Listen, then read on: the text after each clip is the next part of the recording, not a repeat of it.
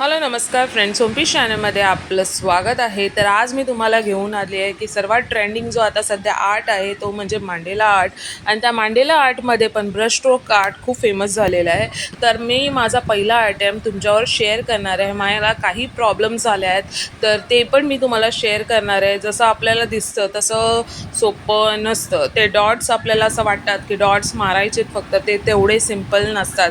तर सर्वात आधी मी 18 इंचचा MDF बोर्ड घेतला आहे आणि त्याला ब्लॅक कलरनी पेंट करून घेतल्यानंतर ग्रीड लाईन्स ड्रॉ केलं. बोलतात ना, सर्वात टफ काम म्हणजे माझं होतं की तो ग्रीड लाईन ड्रॉ करायचा. ते अगदी ॲक्युरेट आले पाहिजे आणि अगदी परफेक्ट आले पाहिजे, की आपली जी डिझाईन बनते, आपले जे डॉट्स बनतात ते कधी मिस्टेक, एक कमी एक जास्त किंवा असं वेगळे होऊ नाही म्हणून. म्हणजे तुम्हाला समजत असेल मला काय म्हणायचं आहे, म्हणजे गॅप राहू नये किंवा एखाद्या रॉडला कधी एकदम छोटीशी जागा लागते, तर तसं होऊ नये म्हणून आपल्याला परफेक्ट ग्रीड लाईन ड्रॉ करायला लागते. तर तुम्ही बघू शकता ह्याच्यामध्ये मी पेस्टल कलर्सचा वापर केलेला आहे. तर सर्वात आधी मला पेन्सिलनी मला काय एक्झॅक्टली काढायचं आहे, काय शो करायचे, की ते कुठे डॉट्स हवेत आणि कुठे डिझाईन्स आहे.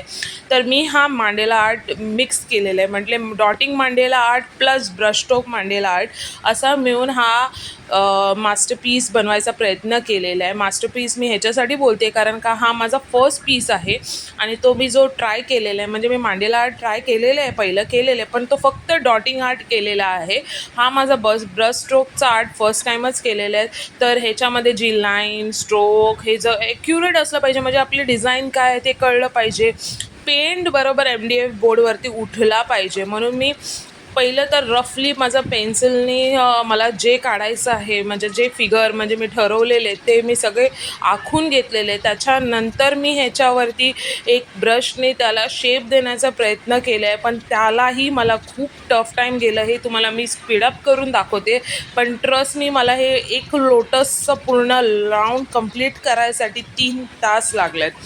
कारण का पेंट सुकायचं, परत ते परफेक्ट लाईन हळूहळू आणायची. तुम्ही बघू शकता इथे मी थोडंसं स्पीड कमी करून तुम्हाला दाखवलेलं आहे. ते म्हणतात ना, ॲक्युरसी आणि परफेक्शन हे सगळं जमलं पाहिजे. आर्ट म्हणजे ह्याच गोष्टीचं प्रमाण असतं की एक्झॅक्टली आपल्या ज्या माइंडमध्ये जे असतं ते आपण उतरवू शकतो की नाही, हे मेन आर्ट आहे. तर मी हा प्रयत्न केलेला आहे आणि मला वाटतं की बऱ्यापैकी माझा हा प्रयत्न सफल झालेला आहे. कलर कॉम्बिनेशन मला तर त्याच्यासाठी पण मी खूप वेळा विचार करून पुढचा कलर यूज केलेला आहे. म्हणजे मी पहिलं काही ठरवलं नव्हतं कलर बाबतीत की कसं करायचं. कारण कलरचं कसं असतं माहिती आहे ना, आज आपल्याला जर असं वाटलं की नाही ह्याला चेंज केलं पाहिजे, हा कलर ह्याला त्यापेक्षा जास्तच दिसेल, म्हणून मी कलरचं काही ठरवलं नव्हतं. फक्त मला मनाला जे वाटलं, जे सूट करत जाईल ते मी केलेले आहे. तर खरंच ते खूप ऑसमली टर्नआउट झालेलं आहे. हे माझ्या डीम लाईट्समध्ये मी तुम्हाला दाखवते. मी थोडी लाईट चेंज पण करणार आहे, पण कुठल्याही लाईटमध्ये मी हा कलर दाखवला, शो ऑफ केला तर तो खूप ऑसम आणि प्रिटी दिसतंय. तर तुम्ही बघू शकता अशा प्रकारे हा माझा मांडेला आर्ट रेडी झालेला आहे. याच्यावर मी अजून वार्निशचा कोट केला नाही आहे. ह्याला मी कम्प्लिटली अजून 1 दिवस म्हणजे 12 तासाचा ड्रायअप, 1 दिवस नाही 12 तासाचा ड्रायअप करायला ठेवणार आहे. कारण का मला माझे कलर्स भरपूर चांगले सुकलेले पाहिजे. मग मी त्याच्यावरती वार्निशचा प्रयोग करणार आहे. कारण जे डॉट असतात ना ते खूप सुकायला टाईम घेतात. मग आता माझं हे सुकून झालेलं आहे आणि थोडं मी फोटोशूटसाठी बाहेर आणले. कुठे ठेवू, कसं ठेवू, कसं फोटो काढूस. तर तुम्हाला माझा हा आर्ट कसा वाटला, माझा हा फर्स्ट मांडेला ब्रश स्ट्रोक आर्ट तुम्हाला कसा वाटला, मी अजून करणार आहे.